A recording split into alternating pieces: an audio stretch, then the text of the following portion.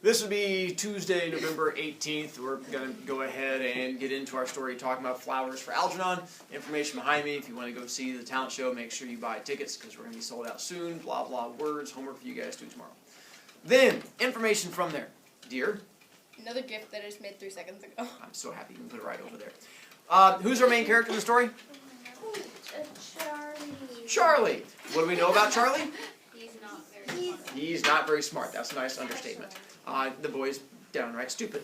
But he goes to night school to try and unstupidify himself as best he can, but it seems to be going slowly so far.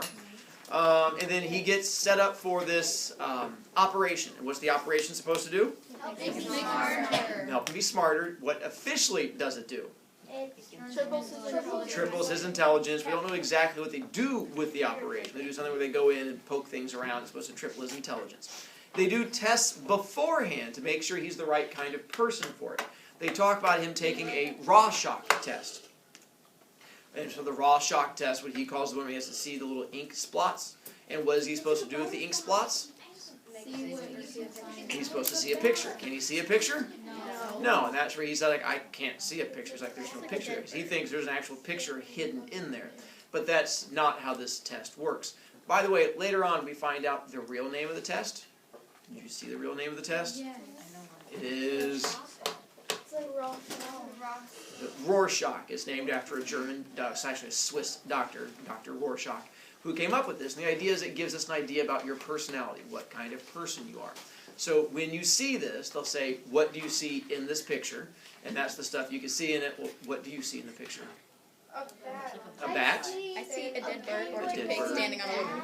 And so, depending on what you see, the things that you see tell us what kind of person you are. Like if you see a bat, it tells us like you're an angry person. If you see angels, I'm just making that up. I have no idea. I'm not a doctor, obviously.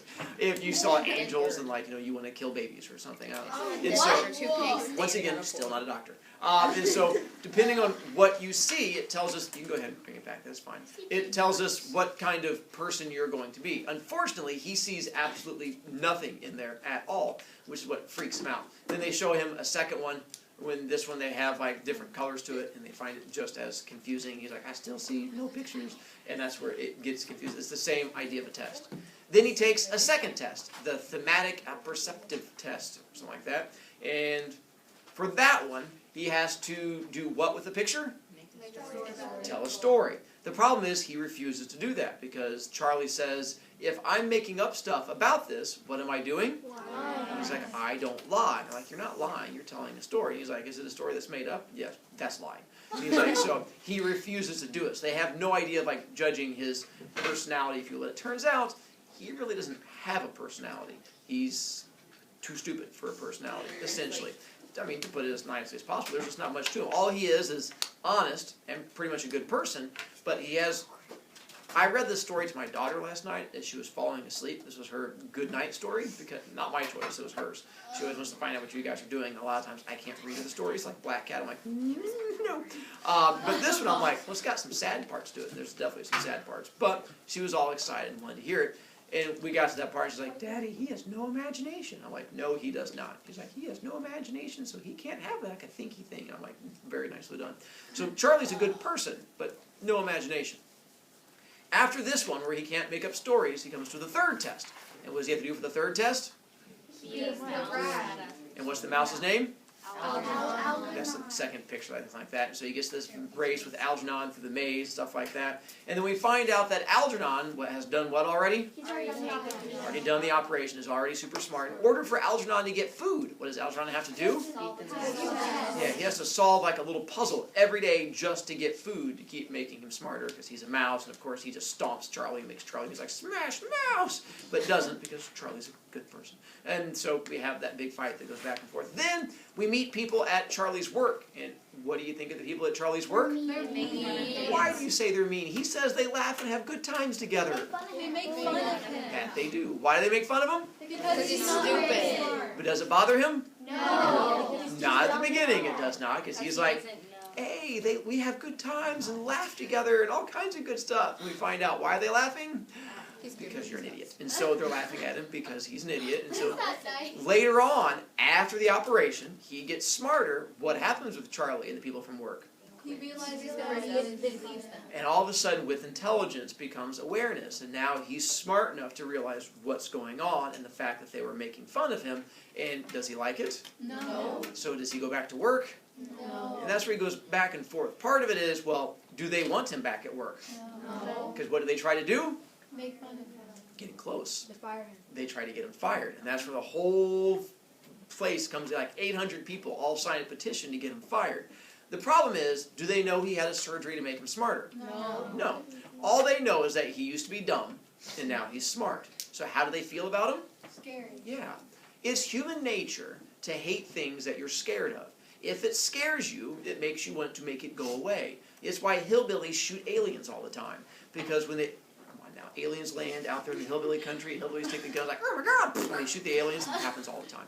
It's because aliens are scary, and we have no, you guys don't watch movies, that's embarrassing. But it's the same idea. Anything that's scary to us makes us want to get rid of it. So here, Charlie went from being something we understand, he's a dumb person, to all of a sudden now he's a smart person. We don't understand it, we're scared of it, we have to make sure it goes away. Abby, That's not why I don't like you. I'm okay. Is it because I don't scare you? I'll try to scare you more. And so we ended with him now being gone from the factory. At the very end of part 1, he says, they've driven me out of the factory, now I'm more alone than ever before. So he's smart, and now he's on his own, and he's depressed and stuff like that. And let's see, our last date we had was April 30th, and when did it start? So now, so how many months have gone by? 2. So it gives you an idea of how quickly along he's moving. Oh, and who is his teacher? What does he think about her? Yeah, he likes her.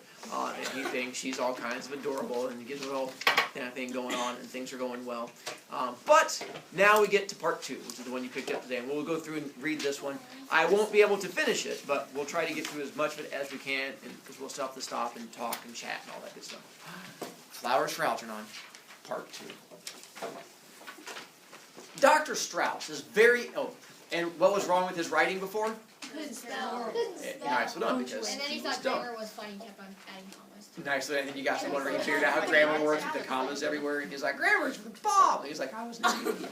But he got much better with the whole grammar and the commas thing. Yes, dear? Will we have to read? Because yesterday we got to read, We can't, Can you read it? I'm gonna do this one because I want to try to get through it as much as we can. I know you guys, you did it with Mrs. Kosi yesterday. Yeah. She had a lot of It fun was with you really guys. quiet. So yeah, so I was told too that you guys were actually good.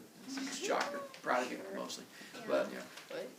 Called Apple. Dr. Strauss is very angry at me for not having written any progress reports in 2 weeks.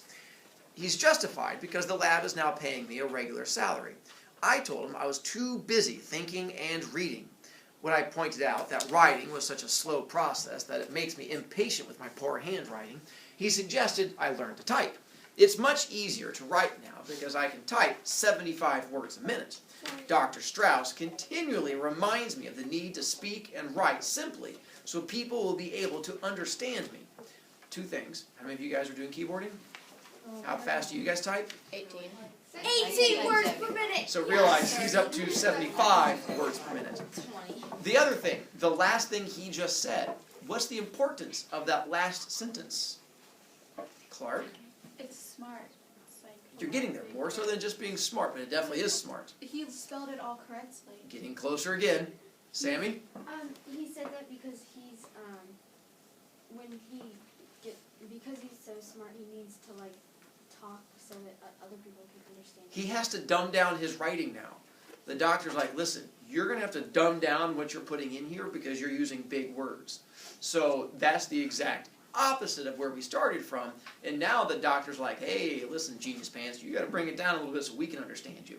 So it's the exact opposite of where he started. I want to do the operation now. I'll try to review all the things that happened to me during the last 2 weeks.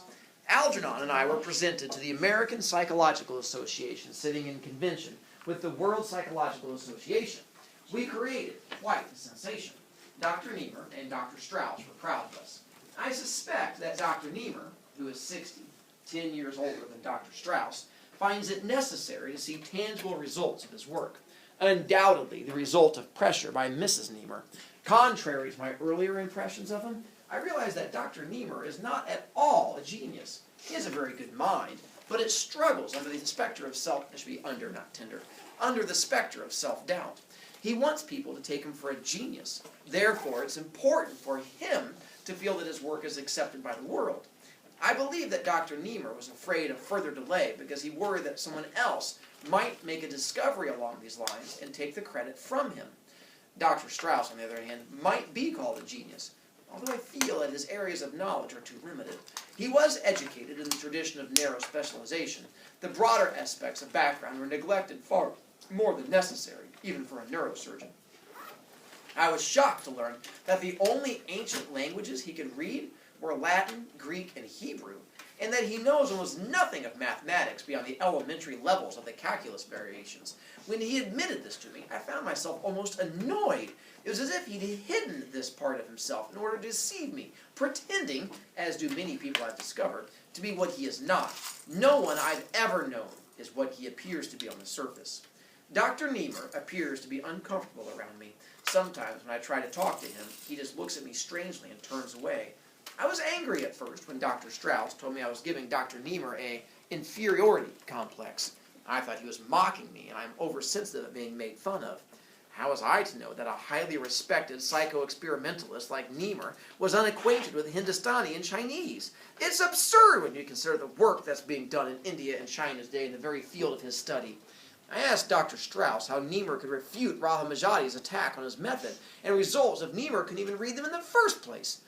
That strange look on Dr. Strauss's face can mean only one of two things. Either he doesn't want to tell Niemer what they're saying in India, or else, and this worries me, Dr. Strauss doesn't know either.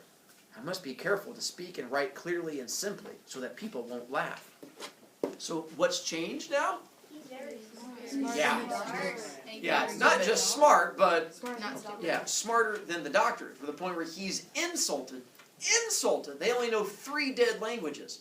He's like, how dare you go out into the world only knowing, and they're like, dude, there's 3 more languages than almost anyone else knows. He's like, well, that's insulting to be actually public knowing that. And so that's where he's reaching, where it's starting to go higher and higher, and so he knows more. And so, talks about inferiority complex. Do you guys know what an inferiority complex is?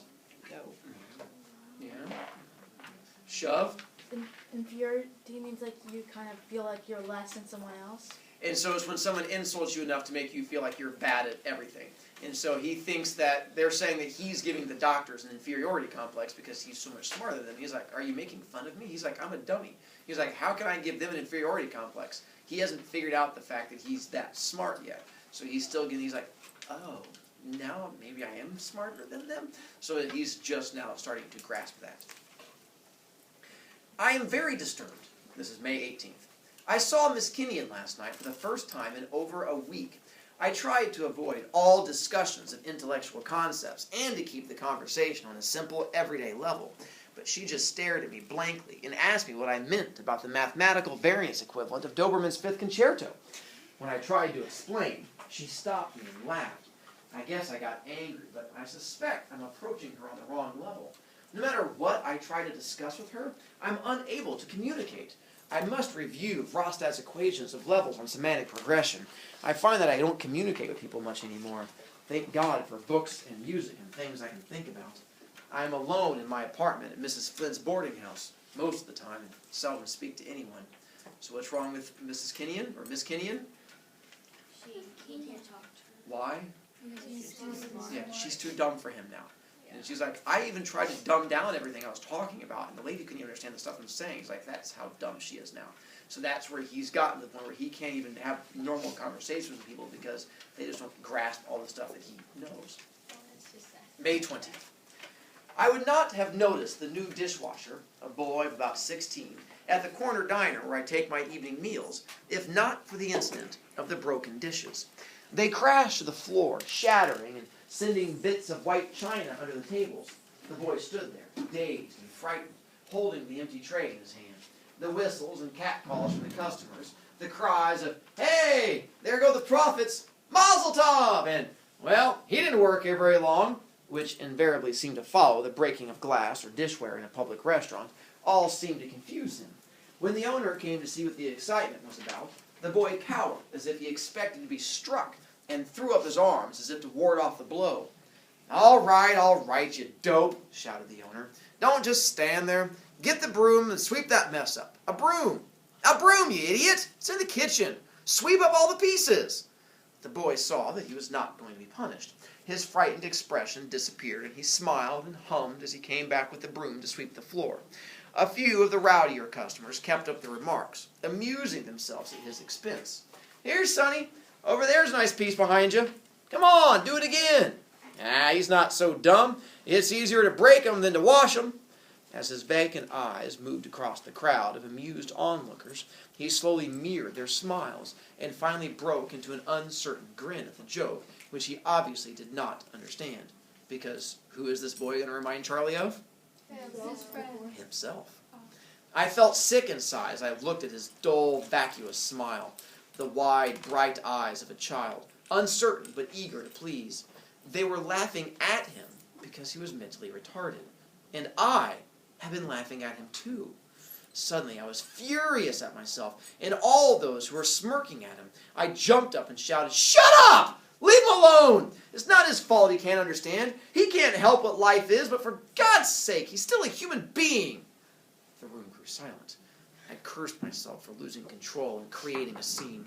I tried not to look at the boy as I paid my check and walked out without touching my food. I felt ashamed for both of us. Yes, dear. I have a pass for Wood. Right that kid right there. Raise your hand. Raise your hand away. That's me. How straight. Thank you, dear. You're welcome. How strange it is that people of honest feelings and sensibility who would not take advantage of a man born without arms or legs or eyes, how such people think nothing of abusing a man born with low intelligence. It infuriated me to think that not too long ago, I, like this boy, had foolishly played the clown, and I had almost forgotten. I'd hidden the picture of the old Charlie Gordon from myself because now that I was intelligent, it was something that I had to be pushed out of my mind. But today, in looking at that boy for the first time, I saw what I had been. I was just like him. Only a short time ago, I learned that people laughed at me. Now I can see that unknowingly I joined with them in laughing at myself. That hurts most of all. I have often reread my progress reports and seen the illiteracy, the childish naïve, the mind of low intelligence peering from a dark room through the keyhole of the dazzling light outside. I see that even in my dullness, I knew that I was inferior and that other people had something I lacked, something denied me.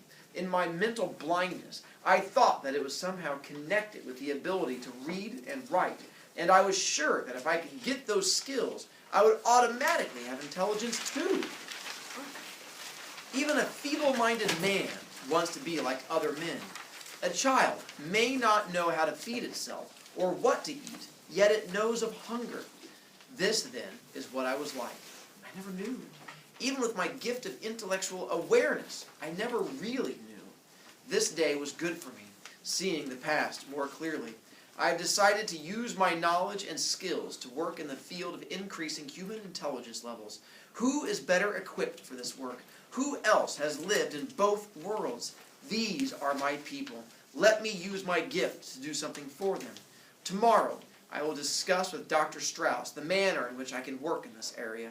I may be able to help him work out the problems of widespread use of the technique, which was used on me. I have several good ideas of my own. There is so much that might be done with this technique. If I could be made into a genius, what about thousands of others like myself? What fantastic levels might be achieved by using this technique on normal people or geniuses? There are so many doors to open. I am impatient to begin. Who's going to use his abilities for good? What's he going to do? Yeah, specifically what people? Like him. Other dumb people. He's going to try and bring up all the other dummies in the world and try to make all the other dummies smart like him. Progress Report 12, May 23rd. It happened today. Algernon bit me. I visited the lab to see him as I do occasionally. When I took him out of his cage, he snapped at my hand. I put him back and watched him for a while. he was unusually disturbed and vicious. May 24th. Bert, who is in charge of the experimental animals, tells me that Algernon is changing. He's less cooperative. He refuses to run the maze anymore. General motivation has decreased, and he hasn't been eating. Everyone is upset about what this may mean. Because what does this mean? Nice. Because what's happening to Algernon? He's dumbing up again. And so they're making that connection. May 25th. They've been feeding Algernon, who now refuses to work the shifting lock problem. Everyone identifies me with Algernon. In a way, we're both the first of our kind. They're all pretending that Algernon's behavior is not necessarily significant for me. But it's hard to hide the fact that some of the other animals who are used in this experiment are showing strange behavior. Dr. Strauss and Dr. Niemer have asked me not to come to the lab anymore. I know what they're thinking, but I can't accept it. I'm going ahead with my plans to carry their research forward. With all due respect to both of these fine scientists, I'm well aware of their limitations. If there's an answer, I'll have to find it out for myself. Suddenly, time has become very important to me. May 29th. I've been given a lab of my own and permission to go ahead with the research. I'm on to something. Working day and night, I've had a cot moved into the lab. Most of my writing time is spent on the notes, which I keep in a separate folder. But from time to time, I feel it necessary to put down my moods and my thoughts out of sheer habit. I find the calculus of intelligence to be a fascinating study. Here's the place for the application of all the knowledge I've acquired. In a sense, it's the problem I've been concerned with all my life. May 31st. Dr. Strauss thinks I'm working too hard. Dr. Niemer says I'm trying to cram a lifetime of research and thought into a few weeks. I know I should rest, but I'm driven on by something inside that won't let me stop. I've got to find the reason for the sharp regression in Algernon. I've got to know if and when it will happen to me. June 4th. Letter to Dr. Strauss. Copy. Dear Dr. Strauss, under separate cover, I am sending you a copy of my report entitled The Algernon-Gordon Effect, a study of structure and function of increased intelligence, which I would like to have you read and have published. As you see, my experiments are completed. I have included in my report all of my formulae, as well as mathematical analysis in the appendix. Of course, these should be verified. Because of its importance to both you and Dr. Niemer, and need I say to myself too, I have checked and rechecked my results a dozen times in the hope of finding an error. I am sorry to say the results must stand. Yet for the sake of science, I am grateful for the little bit that I here add to the knowledge of the function of the human mind and of the laws governing the artificial increase of human intelligence. I recall your once saying to me that an experimental failure or the disproving of a theory was as important to the advancement of learning as a success would be. I know now that this is true. I am sorry, however, that my own contribution to the field must rest upon the ashes of the work of two men I regard so highly. Yours truly, Charles Gordon. June 5th. I must not become emotional. The facts and the results of my experiments are clear, and the more sensational aspects of my own rapid climb cannot obscure the fact that the tripling of intelligence by the surgical technique developed by Dr. Strauss and Niemer must be viewed as having little or no practical applicability at the present time to the increase of human intelligence. As I review the records and data on Algernon, I see that although he is still in his physical infancy, he has regressed mentally. Motor activity is impaired. There is a general reduction of glandular activity. There is an accelerated loss of coordination. There are also strong indications of progressive amnesia. As will be seen by my report, these and other physical and mental deterioration syndromes can be predicted with statistically significant results by the application of my formula. The surgical stimulus to which we are both subjected has resulted in an intensification and acceleration of all mental processes.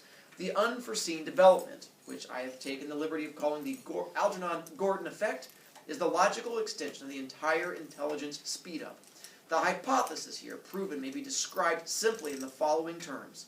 Artificially increasing intelligence deteriorates at a rate of time directly proportional to the quantity of the increase. I feel that this, in itself, is an important discovery.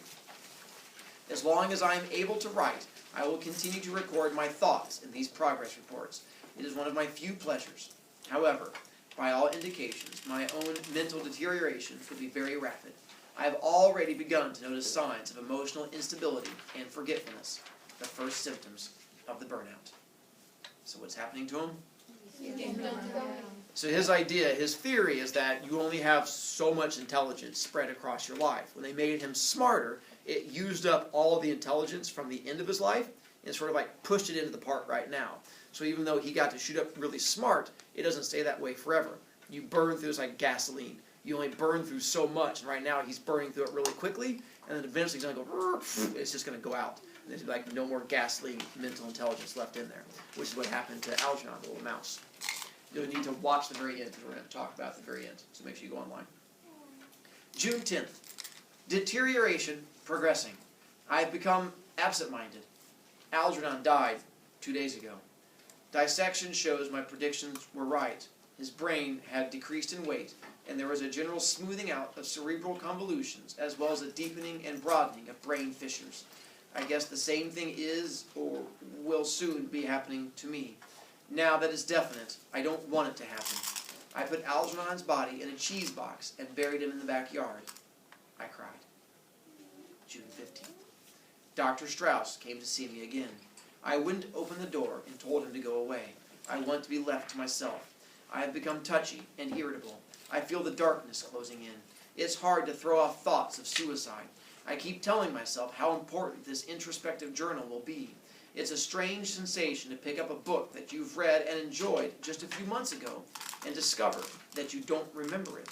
I remembered how great I thought John Milton was, but when I picked up Paradise Lost, I couldn't understand it at all.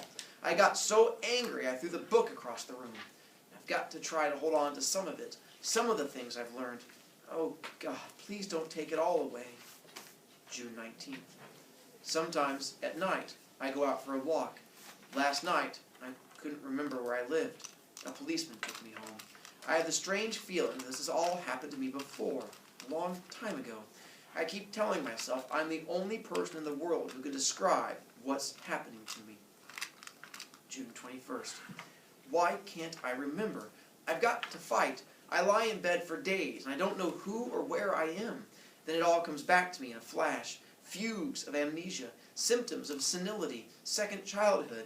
I can watch them coming on. It's so cruelly logical. I learned so much and so fast. Now my mind is deteriorating rapidly.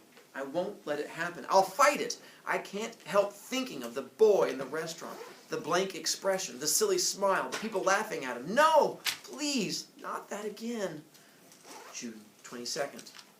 I'm forgetting things that I learned recently. It seems to be following the classic pattern. The last things learned are the first things forgotten. Or is that the pattern?